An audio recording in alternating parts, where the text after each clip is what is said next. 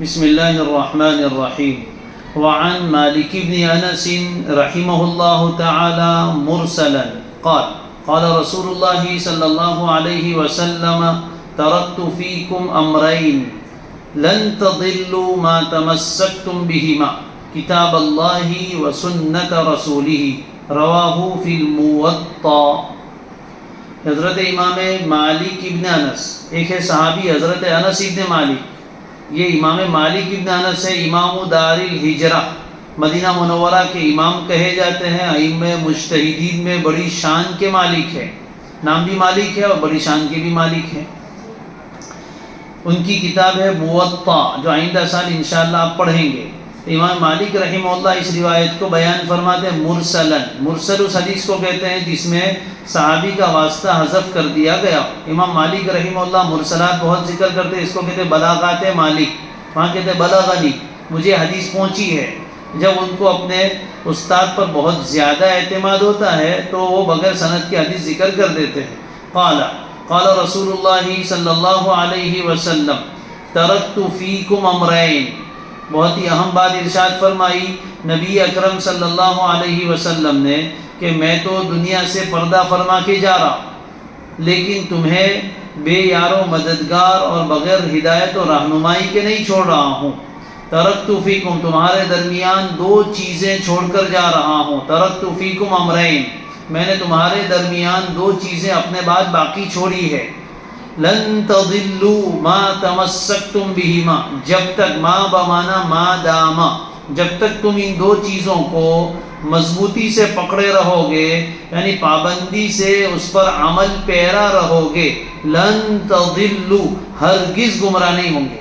گویا نبی اکرم صلی اللہ علیہ وآلہ وسلم نے گارنٹی اور ضمانت دی گمراہ نہ ہونے کی اس آدمی کو جو کتاب اللہ اور سنت رسول اللہ کو مضبوطی سے پکڑے رہے، یعنی پابندی کے ساتھ، اہتمام کے ساتھ اس پر کاربند رہے، عمل پیرا رہے، اس کا اپنے آپ کو پابند بنائے. کون سی دو چیزیں چھوڑی؟ کتاب اللہ و سنت رسولہ، ایک تو اللہ کی کتاب قرآن مجید اور ایک اللہ کے رسول صلی اللہ علیہ وسلم کی سنت. باب بھی اسی کا ہے، اعتصام بالکتاب والسنہ کا. تو کتاب اللہ اور سنت رسول اللہ یہ ہدایت کے ضامن ہے، گمراہی سے بچنے کی ضمانت ہے. لیکن اب کتاب سوال یہ ہے کہ تمسک بالکتاب اور تمسک بالسنہ کیسے ہوگا؟ کتاب اللہ اور سنت رسول اللہ پر عمل کیسے ہوگا؟ تو ہر چیز کا ایک طریقہ ہے. اگر کوئی آدمی یہ کہے کہ کتاب اللہ اور سنت رسول اللہ کو مضبوطی سے پکڑنا اور ہاتھ میں لے کے بیٹھ جاوے تو کیا ہدایت مل جائے گی؟ نہیں. کتاب اللہ اور سنت رسول اللہ سے تمسک کا معنی یہ ہے کہ اس کا صحیح، بہت اہتمام کے ساتھ کہہ رہا ہوں، اس کا صحیح علم حاصل کیا جائے اور پھر اس پر عمل کیا جائے. اس کا علم صحیح ہونا چاہیے. خالی کتاب کھول کے بیٹھ گیا، ڈاکٹر صاحب ہے، انجینئر صاحب ہے، پروفیسر صاحب ہے، میرے ترجمہ ہو گیا ہے قرآن کا انگلش میں، ترجمہ بخاری کا انگلش میں ملتا ہے، میں اس کو دیکھ کر عمل کرنے لگ جاؤں، تو یہ کام اور یہ طریقہ صحیح نہیں ہے. ہر چیز کا ایک طریقہ ہے. کتاب اللہ اور سنت رسول اللہ کو مضبوطی سے پکڑنے کے لیے سب سے پہلے اس کا صحیح علم چاہیے، اور صحیح علم علماء کے پاس ملے گا. قرآن و حدیث کی من مانی تشریحات کوئی آدمی کرنے لگ جائے تو وہ دین پر تو عمل نہیں کرے گا، دین کے نام پر بے دینی کو فروغ دے گا. اس لیے کہ صرف زبان دانی سے، کسی لینگویج کے آ جانے سے آدمی اس کا عالم نہیں بن جاتا. یہاں تو زبان بھی نہیں آتی ہے، یعنی قرآن و حدیث اصل تو عربی زبان میں ہے، وہ زبان بھی نہیں سیکھی، صرف ترجمہ گجراتی میں، انگلش میں، ہندی میں یا کسی اور زبان میں، اور اس کو دیکھ کر ترجمے سے صحیح بات تک نہیں رسائی حاصل ہوتی. ایک مزاج بھی ہونا چاہیے، تجربات بھی ہونے چاہیے، کتاب و سنت کا مزاج شناس آدمی ہونا چاہیے، تب جا کر وہ صحیح طور پر معنی نکالے گا. جیسے کسی آدمی کو انگریزی آ گئی تو سائنس کی، میڈیکل سائنس کی ساری کتابیں انگریزی میں مل جاتی ہیں. اب اس نے اپنی انگریزی کے بل بوتے پر میڈیکل سائنس کی کتابوں کا خود سے مطالعہ کیا اور ڈاکٹر صاحب بن کر بیٹھ گئے کہ میں ڈاکٹر ہوں. بھائی کہاں ہے سرٹیفکیٹ نہیں ہے تو کیسے ڈاکٹر بن گئے؟ میں نے فلاں سب کتابیں پڑھ لی ہے. تو ایسے آدمی کے پاس کوئی دوائی لینے جائے گا؟ اولاً تو جائے گا نہیں، حکومت کو پتہ چلے گا تو جیل میں ڈال دیں گے کہ ایسا آدمی جس کے پاس ڈاکٹری کا سرٹیفکیٹ نہیں ہے، اس کے پاس ڈگری نہیں ہے، وہ کلینک نہیں کھول سکتا، دوائی نہیں دے سکتا. اور اگر کوئی ایسے کے پاس جائے گا تو یا تو ہاسپٹل کے بچھونے پر پہنچے گا یا قبرستان میں جائے گا.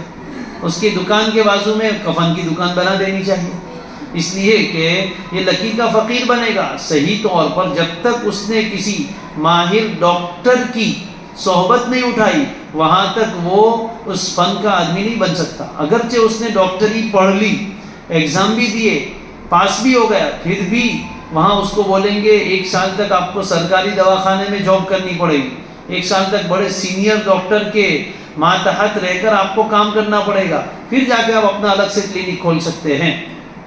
جب دنیاوی علوم میں اتنی چیزیں ہیں تو یہاں ظاہر ہے جو لوگ یہ کہہ رہے ہیں کہ سب چیزوں کا ترجمہ ہوگا، اسلام 360 آ گیا، آپ دیکھ کے عمل کرتے رہو، تو پھر انسان ہدایت کے بجائے بہت سی مرتبہ گمراہی کے دلدل میں پھنس جاتا ہے. اور پھر ایک تو جہل مرکب ہو جاتا ہے، آتا نہیں اور اپنے آپ کو عالم سمجھتا ہے، جاہل ہے اور اپنی جہالت کا علم نہیں، یہ جہل مرکب ہے.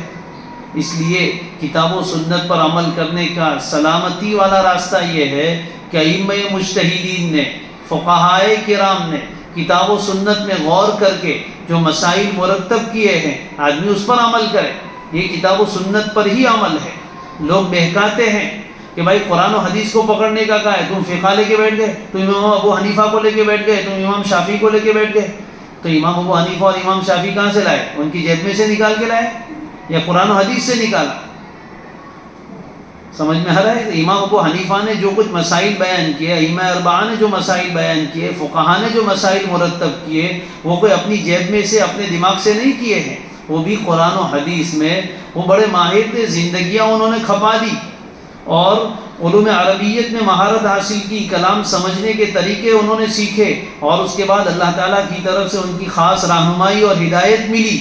تب جا کر انہوں نے قرآن و حدیث میں غور کر کے آسانی سے مسائل ہمارے سامنے مرتب کر دیے اور ہمیں بتا دیا کہ یہ عمل کرو گے تو قرآن و حدیث پر ہی عمل. تو عمل تو کتاب و سنت پر ہی ہو رہا ہے، لیکن فہم کس کی ہے؟ ہم نے اپنی فہم پر، اپنی سمجھ پر اعتماد نہیں کیا، اس لیے کہ یہ فہم ناقص ہے.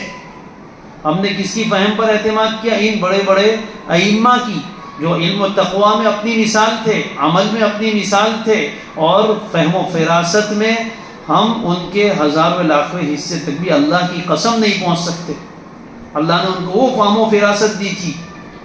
اس لیے بہت ضروری ہے فقہا پر اعتماد اور ائمہ مجتہدین کی بتائے ہوئے طریقے پر چلنا، تبھی آدمی صحیح معنی میں کتاب و سنت پر چل سکتا ہے. جو لوگ یہ کہتے ہیں کہ یہ سب چھوڑو فقہ وقہ کو اور سیدھے بخاری پر عمل کرو، سیدھے قرآن پر عمل کرو، تو چنچو کا مربع بناتے ہیں اور نہ ادھر کے رہتے ہیں نہ ادھر کے. اس لیے اس دور میں سب سے بڑی گمراہی یہ ہو رہی ہے کہ لوگوں کو یہ تاثر دیا جا رہا ہے، یہ ترغیب دی جا رہی ہے کہ ہم، کوئی آدمی پروفیسر سے فراغت حاصل کرتا ہے، ریٹائر ہوتا ہے اور تو مفسر بن کے بیٹھ جاتا ہے. انجینئر صاحب انجینئر سے فارغ ہوئے اور تفسیر لے کے بیٹھ گئے. ڈاکٹر صاحب ڈاکٹری میں اب کوئی پوچھتا نہیں ہے تو ادھر آ کے مسجد میں تفسیر کرنے لگ گئے. تو ہر چیز کا کوئی اصول ہے، ضابطہ ہے، اس کو دیکھا جائے اور وہاں سے اوتھینٹک سورسز سے، معتمد ذرائع سے علم حاصل کیا جائے تو کتاب و سنت کا اس سے تمسک ہوگا اور اس پر عمل ہوگا. ورنہ آدمی ہدایت کے نام پر نعوذ باللہ گمراہ ہو جاتا ہے. اللہ حفاظت فرمائے، صحیح سمجھ دے گئے.